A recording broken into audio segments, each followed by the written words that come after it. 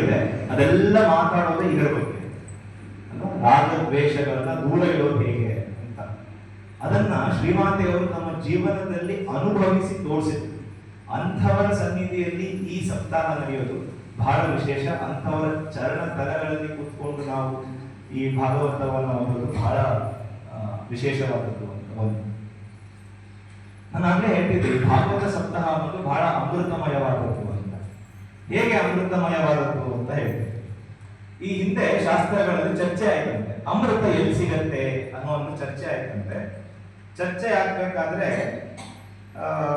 ಅವರು ಪಂಡಿತರೆಲ್ಲ ಕೂತ್ಕೊಂಡು ಚರ್ಚೆ ಮಾಡ್ಬೇಕಾದ್ರೆ ಹೇಳಿದ್ರು, ಅರ್ಥೌ ವಿಧೌ ವಧುಮುಖೆ ಫಣಿನಾಂ ನಿವಾಸೆ ಸ್ವರ್ಗೇ ಸುಧಾ ವಸತಿ ವೈ ವಿಬುಧಾ ವದಂತಿ.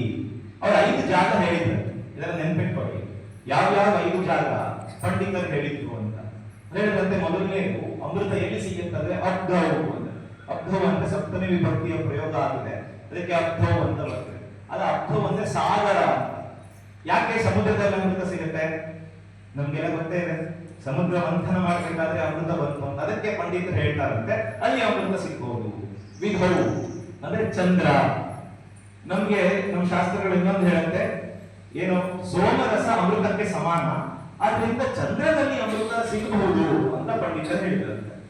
ವಧುಮುಖೆ, ಹೆಣ್ಣಿನ ಮಾತಿನಲ್ಲಿ ಅಮೃತ ಇದೆ ಅಂತ ಪಂಡಿತರು ಭಾವಿಸಿದಂತೆ. ಮೂರನೇದು ಫಣಿನಾಂ ನಿವಾಸೆ, ನಾಗಲೋಕದಲ್ಲಿ.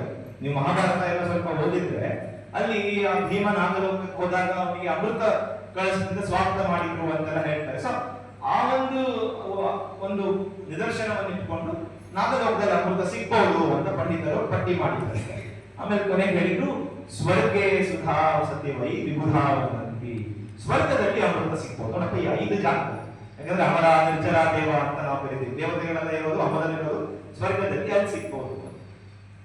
ಇದನ್ನೆಲ್ಲ ಕೇಳಿದ ಜ್ಞಾನಿಗಳು ಹೇಳಿದಂತೆ, ನೀವೆಲ್ಲ ಹುಚ್ಚುರುವಂತ. ಈ 5 ಜಾಗದಲ್ಲೂ ಅಮೃತ ಸಿಗೋದಿಲ್ವಂತ. ಯಾಕೆ ಸಿಗಲ್ಲ ಅನ್ನೋದಕ್ಕೆ ಕಾರಣ ಕೊಟ್ಟರು. ಇವ್ರು ಏನೇನು ಹೇಳಿದ್ರು? ಅಬ್ಧೌ ವಿಧೌ ವಧುಮುಖೆ ಫಣಿನಾಂ ನಿವಾಸೆ ಸ್ವರ್ಗೆ 5 ಜಾಗ ಹೇಳಿದ್ರು. ಅದಕ್ಕೆ ಅವ್ರು ಉತ್ತರ ಕೊಡ್ತಾರೆ, ಕ್ಷಾರಂ ಕ್ಷಯಂ ಪ್ರತಿಮೃತಂ ದರರಂ ಪತಂತಂ ಅಂತ 5 ಕಾರಣಗಳನ್ನು ಕೊಡ್ತಾರೆ. ಏನು ಅದ್ಭುತವಾಗಿದೆ ಅಂದ್ರೆ, ಮೊದಲನೇದು ಹೇಳ್ತಾರೆ, ಸಮುದ್ರದಲ್ಲಿ ಅಮೃತ ಇದೆ ಅನ್ನೋದು ಸುಳ್ಳಪ್ಪ ಅಂತ. ಯಾಕೆ? ಕ್ಷಾರಂ, ಅಮೃತ ಇದ್ದ ಕಡೆ ಎಲ್ಲಾದ್ರೂ ಉಪ್ಪು ನೀರಿರೋಕ್ ಸಾಧ್ಯನೇ ಇಲ್ಲ. ಅದರಿಂದ ಸಮುದ್ರದಲ್ಲಿ ಅಮೃತ ಇಲ್ಲ.